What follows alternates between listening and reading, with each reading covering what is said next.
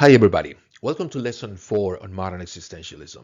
I'm so glad you've made it this far because this lesson is incredibly important, friends. As a matter of fact, when I decided to put together these video lessons and I was working on an outline of topics to cover, this one was the very first topic that came into my head, the crowd. Let's begin with this. Understanding what the crowd is will let you see whether you are authentic in your ways or fake. You'll learn whether you are truly an individual with a well-defined identity, unique identity, or you're lost. And I gotta say, friends, and here's a little warning. Of all the lessons that I'll be sharing here on my YouTube channel, this will definitely be the most thought-provoking, to say the least, controversial lesson of all. And I know for a fact that many of you are going to feel uncomfortable with some of the information that I'm going to be sharing here. And perhaps you'll feel even upset. Now, if that happens to you, I'm only going to ask you to do one thing. And do it for yourself, not for me. Ask yourself why. Why are you feeling uncomfortable or upset with the information that I'm sharing? Because think about it. If what I'm going to say it's irrelevant or silly or simply not true, I mean, it shouldn't bother you. I mean, I'm often confronted by information that is just not true or is just uh, irrelevant again, right? Quite recently, a man took me for a Mexican, right? And this is an assumption people often makes about me, right? Because I'm Hispanic, I speak Spanish, and there's so many Mexicans, right, living in the United States that it can be a pretty common assumption to make about me. So this man was just saying some things about me with this assumption that I was from Mexico, and I thought it was silly, and at times I even laughed, at the whole thing. I don't feel uncomfortable or upset or offended. Like, why should I? What I have seen though is that people do feel offended or upset or uncomfortable when they are confronted by an information that points to something within them that it's true, something that it's not right about these people, right? Um, so, I mean, imagine if I got upset or angry for being taken for Mexican, right? And being really, really angry because people think I'm from Mexico. I mean, wouldn't that be suspicious a little bit? Wouldn't that reveal something about me? Maybe not liking people from Mexico a whole lot, right? Maybe that's something within me that I'm not fully aware of or I don't want to confront. And I should confront because why should I feel an animosity towards people from Mexico? Like, why? Right? You see, I keep asking myself this why question in because I'm digging, right?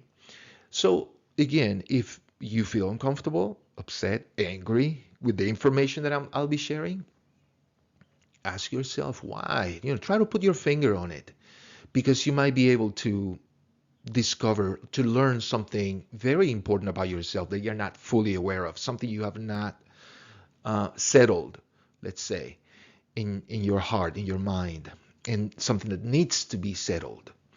So, and that's growth. Now, please, that's my warning and my advice. So, without further ado, let's begin unpacking this lesson of the crowd. Soren Kierkegaard, of course. Kierkegaard once wrote, "The crowd is essentially what I am aiming my polemical arrow at." That's a very, very interesting choice of word, polemical. You know, Kierkegaard, he knew how to use the words in the right way to convey the right meaning. So, polemical is an interesting word because, in English, we often use controversial as a synonym for polemical, right? Something that it just creates some outrage, right? Or makes people feel uncomfortable, right? That's polemical. But if you're familiar with ancient Greek, like Kierkegaard was, he was very well familiar with ancient Greek and Latin. Polemical means originally, in the original Greek, something like a military conflict, like battle, warfare. Polemical was associated with these ideas, right? With warfare. So you can reread that statement, that first sentence, as something like this. The crowd is essentially what I am aiming my antagonistic combative arrow at. The crowd is the enemy that I'm fighting against with all that it's in me. This is the enemy, friends. This is why this lesson is so important. Now, okay, we're going to define what the crowd is in a moment, but let me finish with the quote. So, once again, the crowd is essentially what I am aiming my polemical arrow at. And it was Socrates who taught me to do so, of course. I want people to sit up and take notice, to prevent them from idling away and wasting their lives.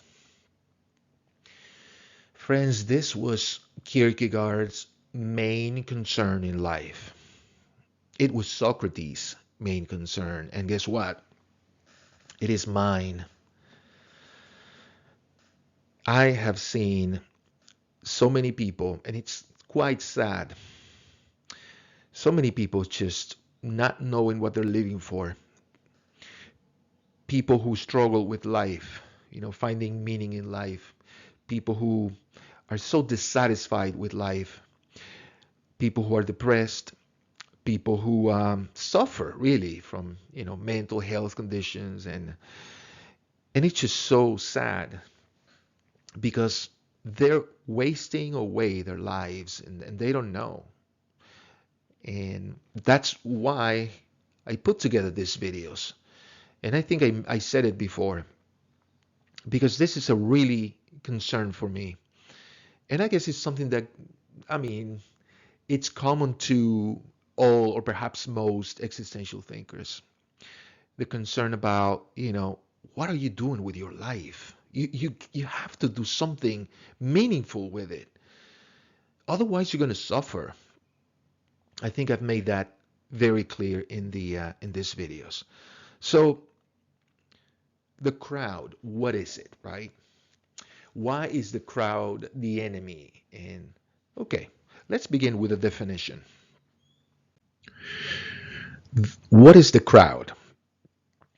The crowd is the distinctive set of beliefs and expectations of a community that everyone who is a member of that community must conform to.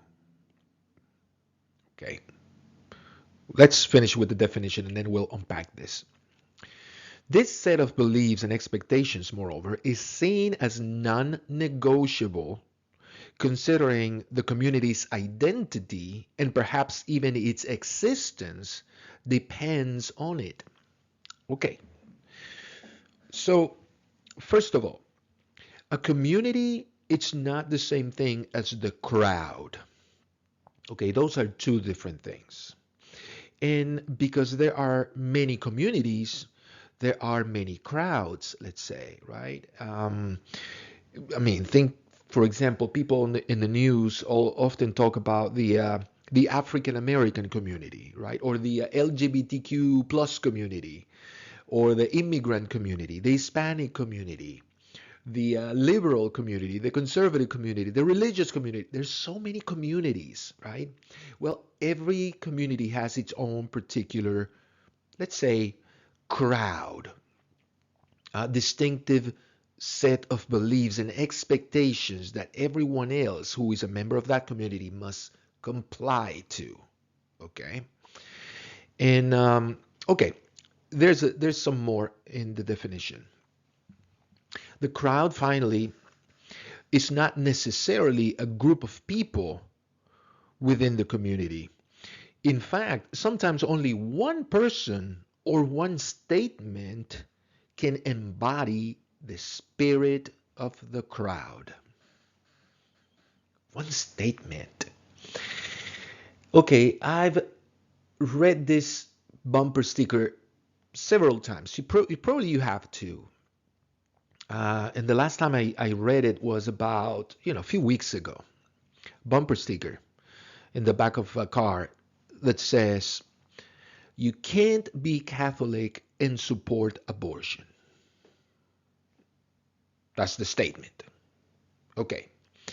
That is the crowd, friends, the Catholic crowd, telling you that these two things don't go together, never go together. You can't be a Catholic and support abortion. Mm-mm. So that means if you're a Catholic and you're serious about your faith, and you go to mass regularly, and that sort of thing, you can't have any sympathies, any favorable view regarding abortion. You can't.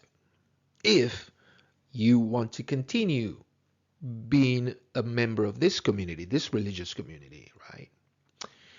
So there you go. If you have any views about abortion that are, positive, you better keep them to yourself. I mean, if you still want to be part of this religious community.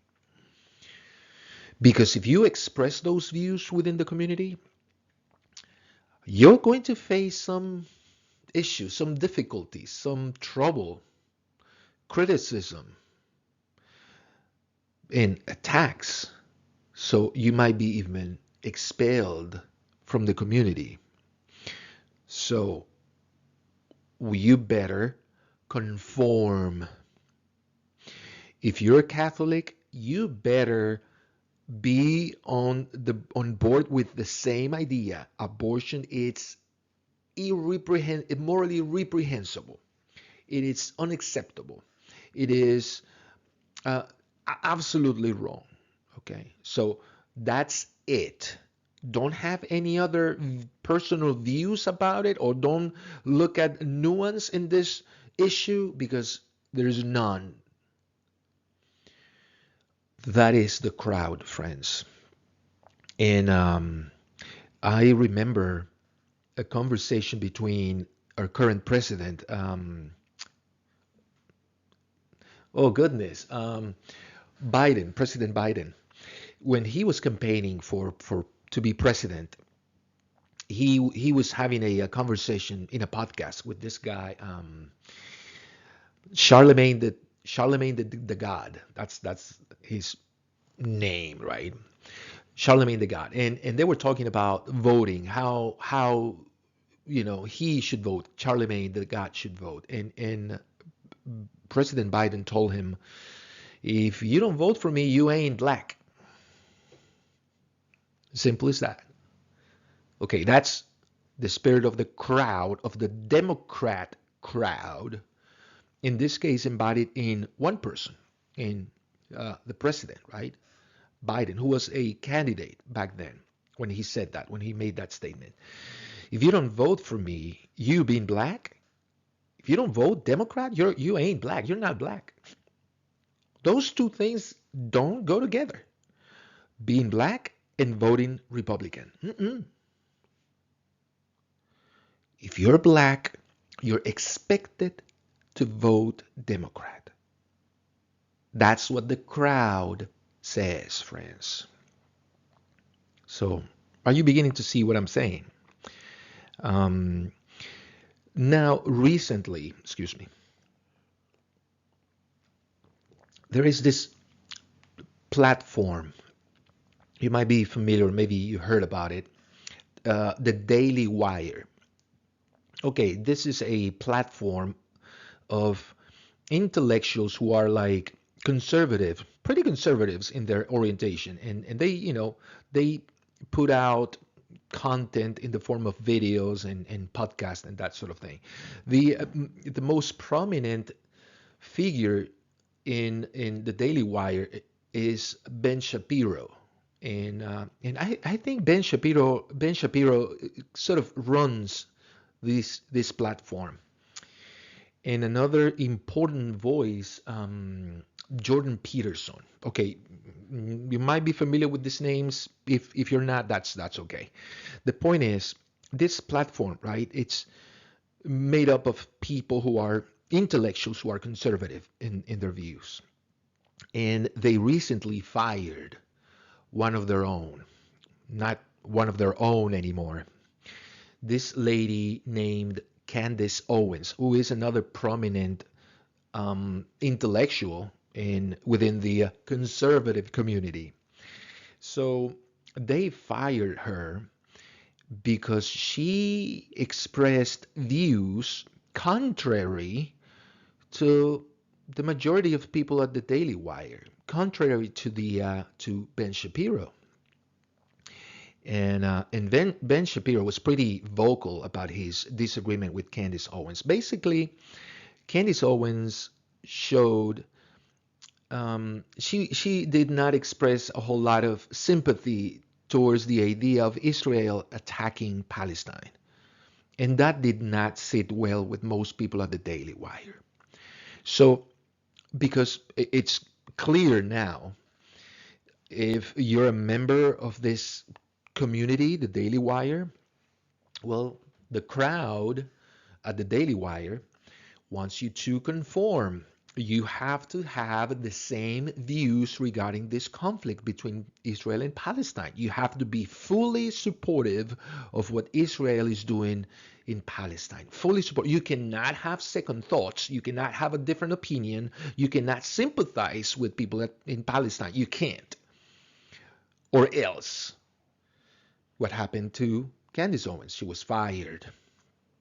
So, and it's so ironic because this platform, friends, these people claim to be like, very open-minded, and they claim to promote freedom of thinking and freedom of expression, and they try to promote like having different perspective and different voices, and that we should all do this, right? And promote that sort of tolerance of views. Well, so much for tolerance. So it was pretty clear, it must have been very clear to Candace Owens what these expectations were, what the crowd uh, was at in this particular community, the Daily Wire. So Kierkegaard, and this is no mystery, friends. Kierkegaard was a deeply devout Christian man. Okay, people who is somewhat familiar with Kierkegaard, they know. And I mentioned before that Kierkegaard wrote a portion of his writings, right, are dedicated to advanced Christianity, Christian thought, right? So it's called, his inspirational writings. And so he was a fervent Christian man. But in the eyes of most people of his religious community in Denmark, he was a weird Christian. And because Kierkegaard was so particular about his views on Christianity and so particular in his ways that many people did not regard him as a true Christian. Many people in the Christian crowd And Kierkegaard, even though he wrote, he had these inspirational writings. He wrote to promote Christianity and to explain what Christianity was all about, and help people, develop spiritually, right? In this particular faith. He also wrote substantially against the crowd, the Christian crowd that he called Christendom. That was his particular way of calling the Christian crowd, Christendom, the Christian culture, and this set of expectations and beliefs that have nothing to do with Christ, nothing to do with the faith. As a matter of fact, Kierkegaard, do you remember that concept of reduplication? Committing to be who you are. Well, Christians are supposedly, uh, their goal is to resemble Christ, right? To embody Christ's teachings. So they have to live like Christ did. But Kierkegaard said, well, I don't see that. I don't see Christ among the Christians of my community. I see people doing the same things, and those same things having nothing to do with Christ. And the same is true today, friends, of today's Christians in America. How do I know? Because I used to be part of a Christian community here in America. I used to consider myself a Christian, but not anymore.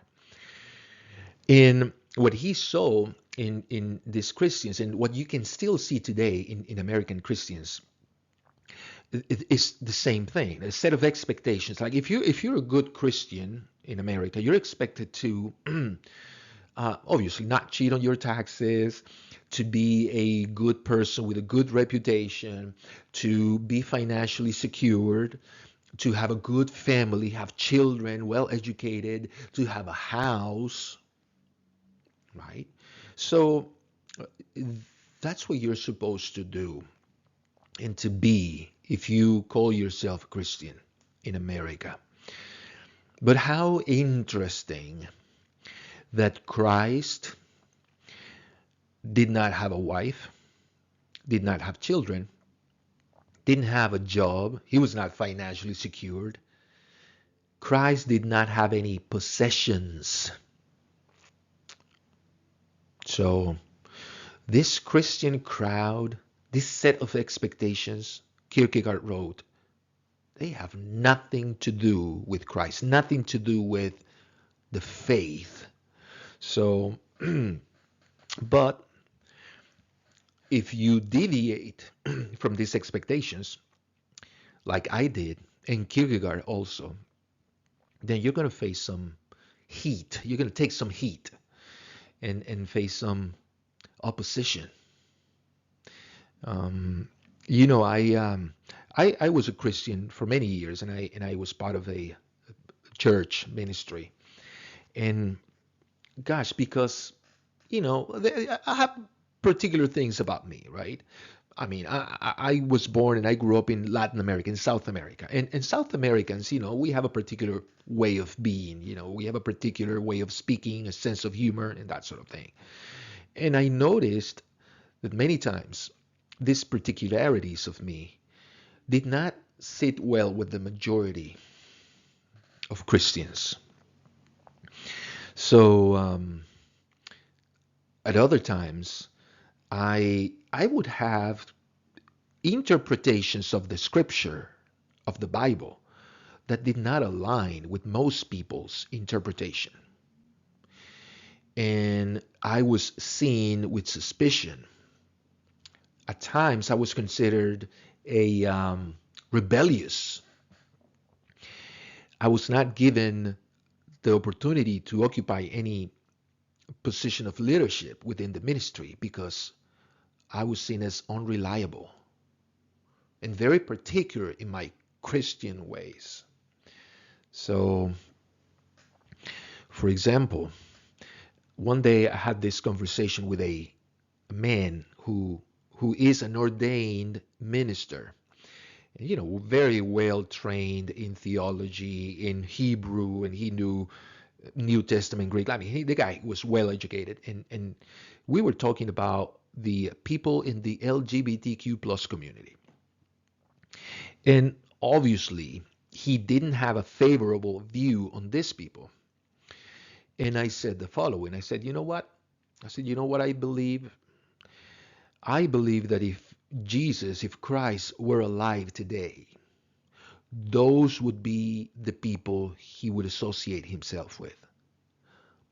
The people who are transgender, who are homosexuals, people who are drug addicts or homeless, those will be Christ's close circle of friends.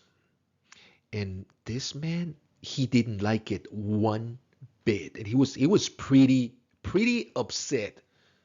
Speaking of feeling upset, right, when confronted by the truth, um, I mean, he could have disagreed, but he was pretty upset. He said, "No, no, no, that's not true," because obviously he didn't have a favorable view on these people, and I said, "Well, if you read the Gospels, the Gospels, friend, if you're not familiar, that's pretty much Jesus' biography, right? 4 biographies written by 4 of his disciples, John, Matthew, Mark, and Luke. And what you see in the Gospels is Jesus' life and teachings. And you're going to see a very particular individual, Jesus, right? The Christ, who actually did that. His friends were prostitutes. I mean, prostitutes, really?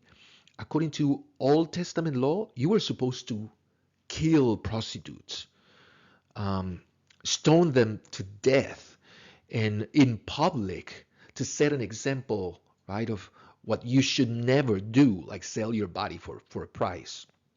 So, and yet Jesus hanged out and he made very good friends with prostitutes, with thieves, tax collectors, lepers. You're not supposed to be near a leper. Well, Jesus, he was. Jesus associating himself with the outcast, people who the majority, the crowd, rejected. So there you go. So maybe that's a very particular view of mine. And I get it.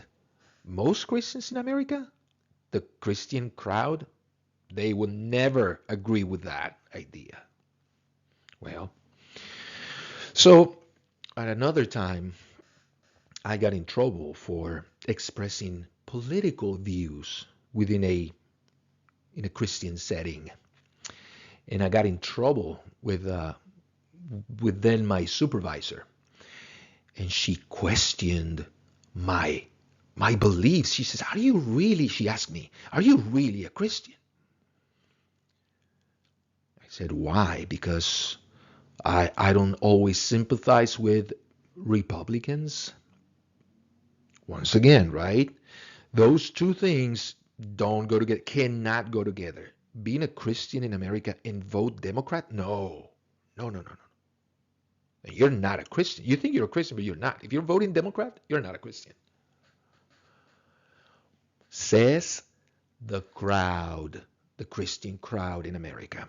Now, of course, I've been talking a lot about, mostly about religious communities, but this is true, friends, of every single community. You're going to encounter the crowd, and you have to be ready. Now, okay, don't get me wrong here.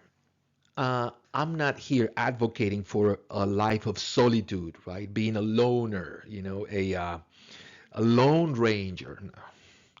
We love our communities. We do, and they're important to us. As a matter of fact, it's a biological need to belong to a family, right? To belong to a community, that it's necessary. So I'm not advocating for just, reject all communities and all groups of people and all sort of, societies. I'm not advocating for that. That's not modern existentialism, friends. Excuse me. We love our communities and they're really important. And We have fun in our communities. We really do. For example, the other day I saw this group of people at a bar. They were watching a football game, a Panthers game. I live in Charlotte, North Carolina, so people here, that's the NFL team, right? The Panthers. And it was just so much fun watching this group of friends just all with their their jersey, the Panther jersey, so wearing the right colors, and just watching the game on the screen and everybody cheering, and that's so much fun, and you hang out with friends who have similar interests, right? And you nerd out about things, like this fan's probably nerding out about of players and statistics and the history of the team and that sort of thing. That's fun. That is fun stuff. But but at some point, friends, you have to know where to draw the line. And that's one of the lessons that we're going to learn. One of the lessons we're going to learn here on lesson 4. I'm using the word lesson a lot, but we're gonna learn that how, when, and where to draw the line, and to say, you know what, to tell people at the community, I love you guys, I belong to you guys, but I think I'm gonna go solo on this one. Okay, I have my own views about this issue, and you should respect that. That simple. Um, I am thinking of this song by Billy Joel. I hope you know Billy Joel. He's an 80s, 70s singer songwriter. I'm sure you've heard his songs, and one of his most famous songs is it's called "My Life." Quite appropriate title for the song, "My Life." And the song says, I don't care what to say anymore. This is my life. Go ahead with your own lives. Leave me alone. And right, it's about my life. Now, there is a part in the song that in which he sings, I still belong. Don't get me wrong. You can speak your minds, but not on my time.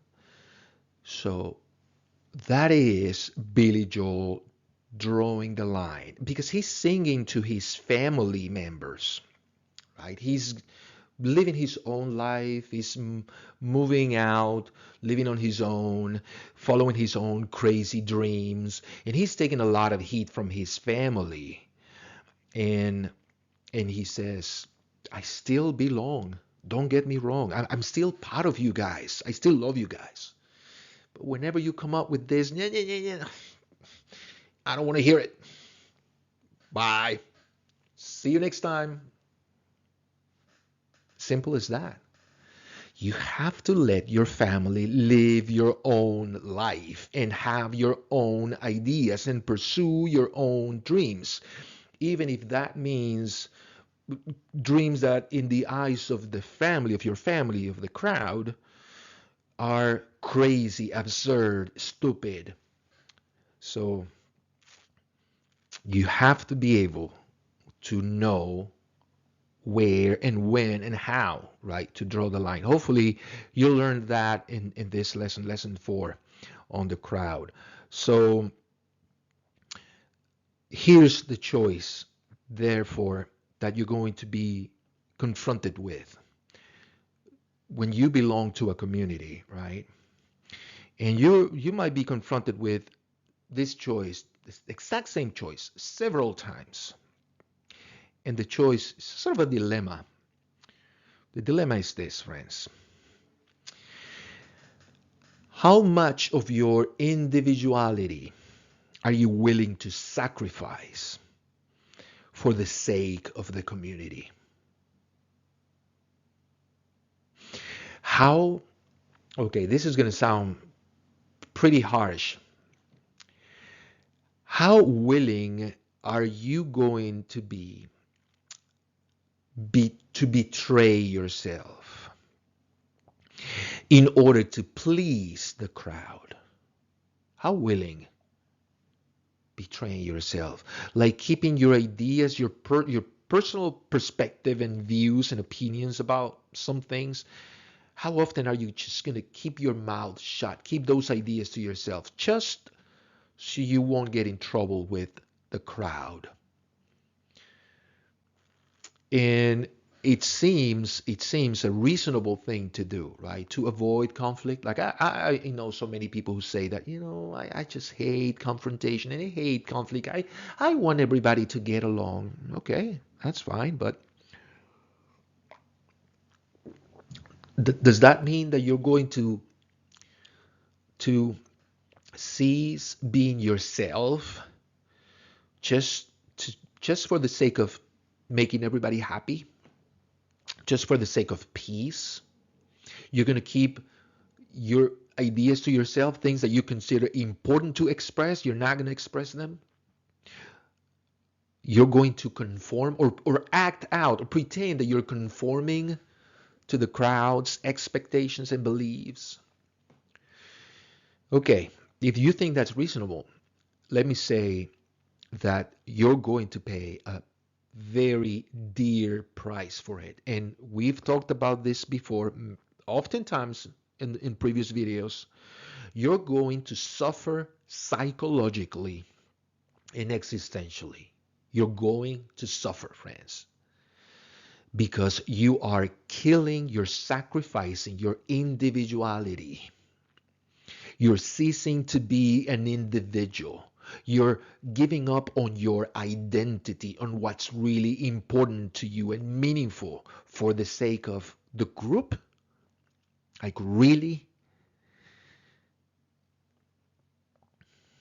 So, I don't know how you manage that dilemma, because sometimes you might feel appropriate. Okay, I'm just going to keep my mouth shut for this one. It's no big deal, keeping my mouth shut and not expressing this opinion, this controversial opinion that I am entertaining. Okay, okay, you think it's fine. I mean, you do it once, just once. You won't do it again, maybe. What if you don't? What if you keep doing the same thing, making the same mistake, just keeping your mouth shut and going with the flow? Because you love your community, right? Because you want to belong, you want to be accepted, right? You don't want to be rejected, you don't want to be attacked. No, you don't want that. So, are you going to do that? Are you going to betray yourself? I've known so many people who are lost because their minds are so set on just pleasing everybody. They're people pleasers. Those people pleasers, they have no identity. They might think they do, but they don't. They don't. And that's sad, friends. It's a tragedy. They're wasting away their lives, which is why I'm doing what I'm doing here. So, before we finish, I'm going to make something very clear. I don't want to give the impression that I'm contradicting myself because I said many times in previous videos how important it is to rely on other people for, you know, wisdom, feedback, right? When you're analyzing something, you're digging within, you want to learn about yourself, or you're trying to make a good existential choice and you seek people's advice. Well, this is appropriate. This is not this has nothing to do with the crowd. I hope you see that. I hope you're not thinking, oh well, first you said rely on people. Now you're saying don't rely on people. That's okay. That's a very inadequate low resolution analysis of this video. That's not what I'm saying. And I hope you see the difference. When you seek advice, you're dealing with a problem and you're trying to fix something or trying to handle something successfully. You're trying to be better informed about the situation, whatever that is, the issue you're trying to settle. And you ask people who might give you some positive feedback. The crowd, it's okay, this is a whole different thing. The crowd does not care about your problems. The crowd cares about one thing and one thing only, that you conform. You do what you're expected to do. You do as everybody else does. Believe in the same things. You call the same things right. You call the same things wrong. That's what the crowd cares. So, and you don't need to inquire, right? That's pretty clear. When you become part of a community, this set of expectations and beliefs they're very, very clear from the start. You're like, okay, you sort of get it very clearly. You know what this community is all about. Because again, this set of beliefs and expectations, in a way, it defines the community, and maybe this is what the community depends on for its existence. So, of course, if you have different views that do not align with the communities, community is not going to react very positively, because the community might feel like a jeopardy, like its very existence and identity is at stakes. So of course you're going to take some heat. Now, let us learn this last lesson about the crowd before closing this video. And this might again sounds a bit harsh, but it's so true. Friends, the crowd hates individuals. I think that's become pretty clear, pretty evident in this video. Let me say that again. The crowd hates individuals. You're part of a community. You know what the expectations are. If you don't meet those expectations, if you have your own views, because you're particular, right? You have your particular way of thinking. Well, the crowd is going to go after you in the form of embodied in a person or in a statement or in some action. You might just get fired without your knowing, like it happens to Candace Owens. Yeah, that'll be the crowd going after you, attacking you, telling you you're wrong, you're not part of us, get out, because you can't be A and C at the same time. No. You can't be a Catholic and support abortion. You can't be black and vote Republican. You can't. Says the crowd. But this is when you really have in your hands the choice of being an individual. And I want you to think back to the illustration at the beginning of this lecture. Remember the illustration? Guy in red walking one direction, everybody else walking on the other direction. Okay, well, that's what being an individual means. At times, you're going to go your own way, and you must go your own way because it's the right way for you. And everybody else in the crowd might think you're stupid. But friends, don't listen to the crowd a whole lot, because the crowd does not really care about you. Okay, as I always say, if you enjoyed this video, don't forget to like and subscribe. There's much more to say about the crowd. I mean, there's more videos in this lesson, so I hope you join me. See you then.